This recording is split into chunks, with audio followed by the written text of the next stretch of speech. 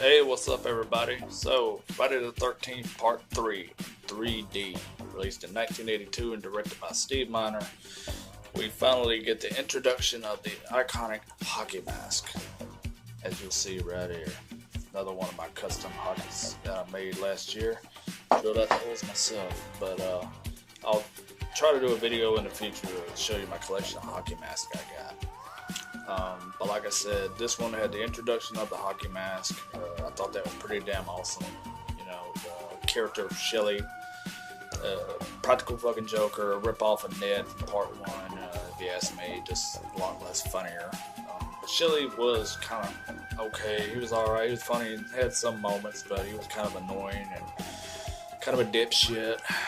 And he wanted everybody to feel his jelly, but nobody wanted to feel Shelly's jelly. You know, he was kind of a hopeless virgin. Just want you to like me. Well, you don't fucking get girls to like you by jumping up out of a damn lake and scaring the shit out of them, you dumbass. Talk to them, tell them about your feelings and shit. Chicks don't want to be hearing that shit. But anyways, yeah, you got some pretty cool characters in this.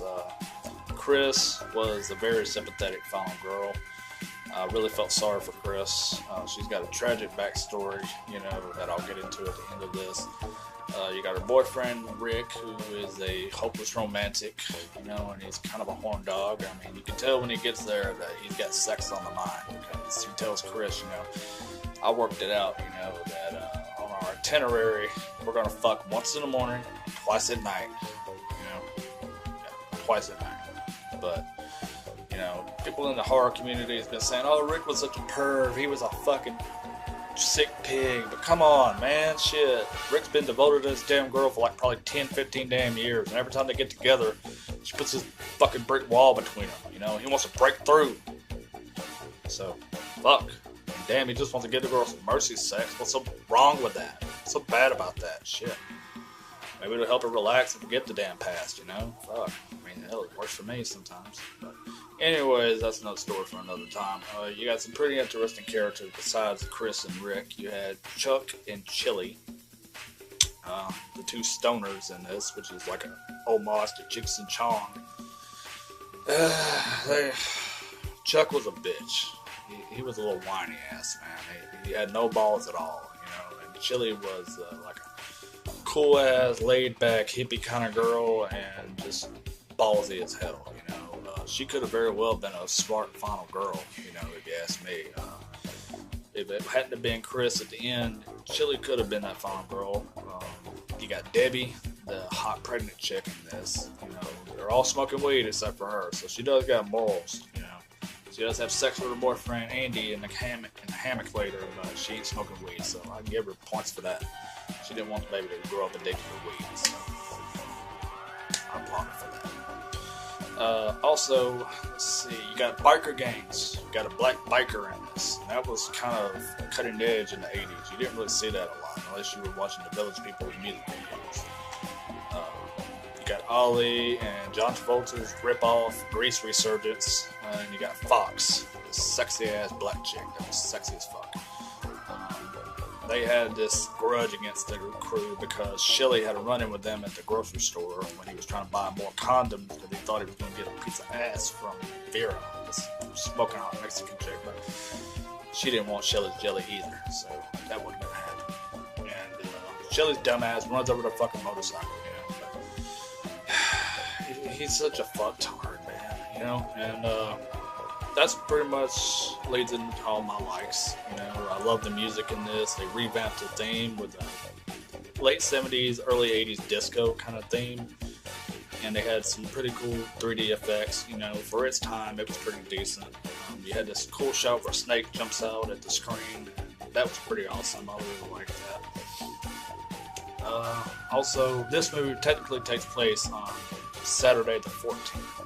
It's not technically Friday the 13th, so that's another thing to point out, is that it's technically a continuation of part 2, because at the beginning of it you see the news bulletin of, what's her name, Jenny, being carted off into the ambulance after she survived the massacre with Jason.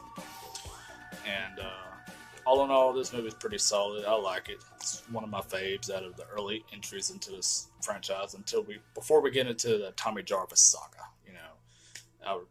I like it. It's pretty cool. The final act, though, is pretty awesome because we get the final showdown with Chris and Jason in the Higgins Haven. Then they fight all the way to the bridge and all the way to the barn, and you get this horrible backstory with Chris. Actually, that's brought up earlier in the movie, but it's carried out throughout it because she tells her boyfriend Rick that she's suffered this horrible assault from a man at some point in her life in the woods. And my good friend Esley from Entertainment Fanatic Reviews will tell you all about the woods. He knows how relaxing and soothing they can be. Just ask him. But anyways, Jason and Chris fight it out, in the barn, and they have this awesome showdown. And the biker dude, Ali, is not dead yet. That motherfucker ain't dead. Because he jumps up at the last minute and tries to take Jason out. Jason wipes around and knocks that motherfucker's hand off with a machete, slices him the fuck off, starts beating him down, beating his ass to death, making sure this motherfucker don't get up again. And meanwhile, Chris is behind Jason with an axe, ready to fucking attack him. And when Jason turns around, Chris nails him in the fucking head, gives him this awesome fucking axe wound right here. Just leaves him dead as shit. When he's done, he's finished for the rest of the movie. But she has this fucking crazy ass hallucination that he's still alive. He's busting through doors. He's trying to get through windows to get to her. And Mrs. Voorhees leaps out of the fucking water and grabs her. That part didn't have to happen. I could have did without Mrs. Voorhees in this movie. We didn't need that. It didn't look anything like her. It was an awesome throwback to the first movie, but we're only 2 sequels in, so it was a little early for a throwback, if you ask me. But overall, I'd say Friday the 13th Part 3 in 3D was pretty decent. It's enjoyable, Maybe some of the 3D effects, like I said, are a little corny and aged and dated for its time, but overall, it's still pretty damn good.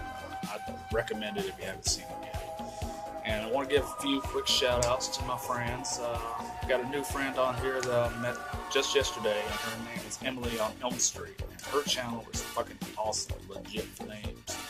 She's got some cool-ass content on there. She's covered the big 3, and she's got all kind of other shit on there that you can check out. So if you haven't seen her yet, go over to her fucking channel, like, share, subscribe to her shit, because she's fucking awesome. John White the Shape, he's a cool dude. He's a great friend of mine. Check his out as well. And Overboard 1992. So until next week, when I get into the final chapter, it's been Savini Jason, and I'm gonna get out of here. So hope you all have an awesome fucking weekend, and God bless you.